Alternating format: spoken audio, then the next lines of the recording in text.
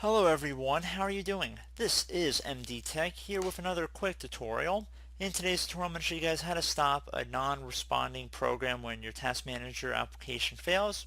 So we've all been there before if we try to open up Task Manager and there was a process that was taking up quite a bit of our memory and it was about to crash. We might want to just turn it off, so if we right click on it and left click on End Task, you might get a pop-up saying that whatever this process is not responding. Windows can check online for a solution.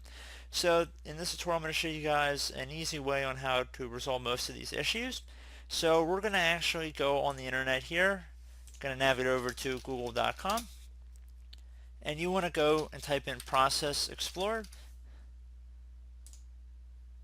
One of the best links should be from a Microsoft domain here. So this is a completely free Microsoft application, or was acquired by Microsoft.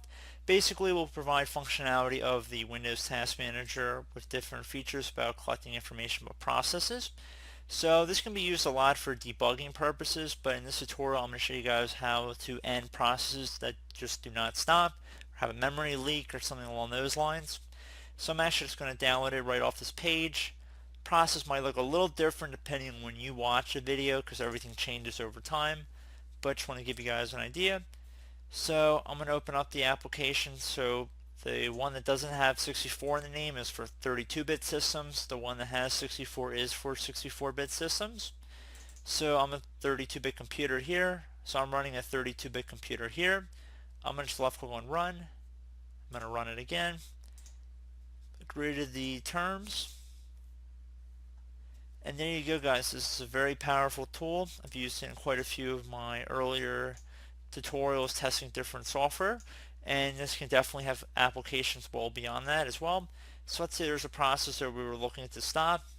So I want to go down to a non-critical one. So let's say our OneDrive.exe, we want to terminate it. I'm going to right click on it, left click on kill process.